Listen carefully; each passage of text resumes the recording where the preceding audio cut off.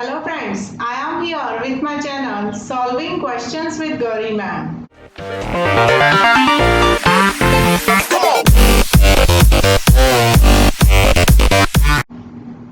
आज की वीडियो में हम FC रिसेप्टर्स के बारे में डिस्कस कर रहे हैं।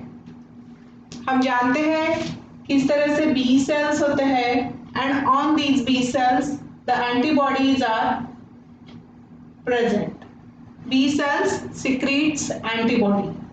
इस तरह से B cells secrete these antibodies.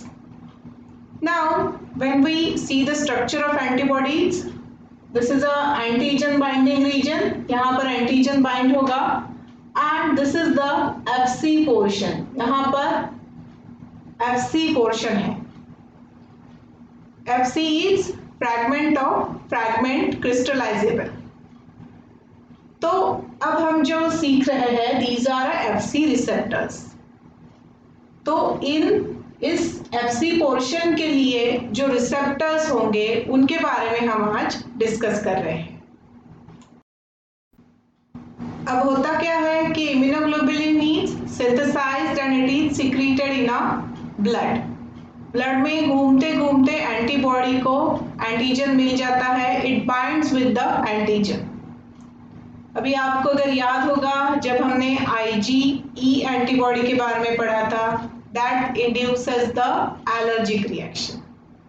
तो IgE का फंक्शन कैसा था कि it binds on the FC receptor which is present on a mast cell. जैसे ही IgE binds to allergen, it come and binds to the FC receptor on a mast cell, and then mast cell degranulation take place, which contains various pharmacologically active substances. It contains histamine, which triggers the allergic reaction. तो ये यहाँ जो draw किए हुए structures है, these are the structures of FC receptors. हम एक और जगह FC रिसेप्टर के बारे में पढ़ते हैं जब हम ऑप्सोनाइजेशन पढ़ते हैं. In case of phagocytic cell, macrophages हो सकता है, बी सेल्स हो सकते हैं. When these antibodies are bound to these macrophages, तो there is a phenomena known as a opsonization. ये जो कॉम्प्लेक्स है ये पूरा एंगल्फ किया जाता है, that we call as a opsonization.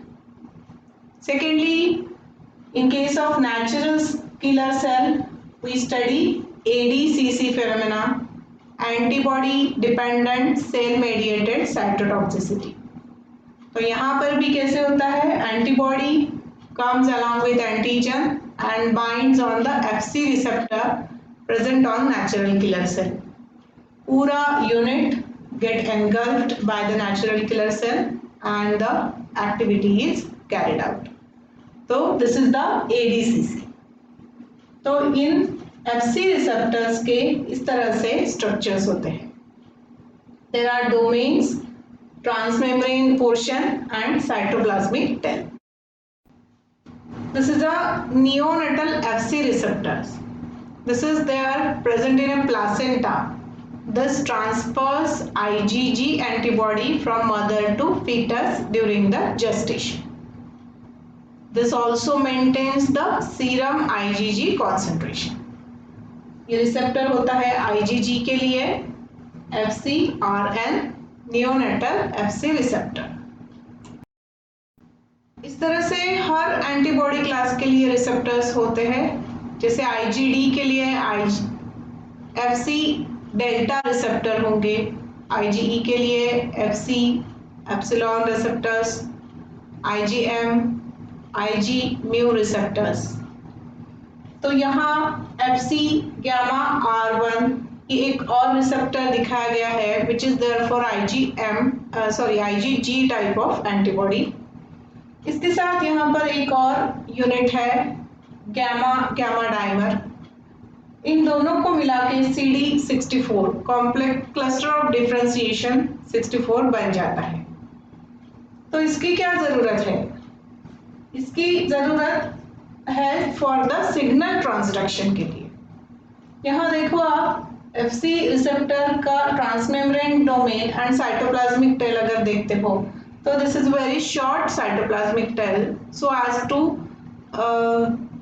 Carry out for the signal transduction. इसके अंदर जो सिग्नल ट्रांसडक्शन होगा उसके लिए ये cytoplasmic tail this is not sufficient. तो इसलिए इस रिसेप्टर को हेल्प करने के लिए यहाँ पर एक होमोडाइमर है gamma gamma that is used for the signal transduction that acts as a signal transducing unit. So this unit and this receptor दोनों मिला के it forms the CD64। इस तरह से कई रिसेप्टर्स के साथ कुछ और डाइमर्स फॉर्म होते हैं प्रेजेंट होते हैं which are used for the signal transduction और कुछ रिसेप्टर्स के साथ नहीं भी हो सकते।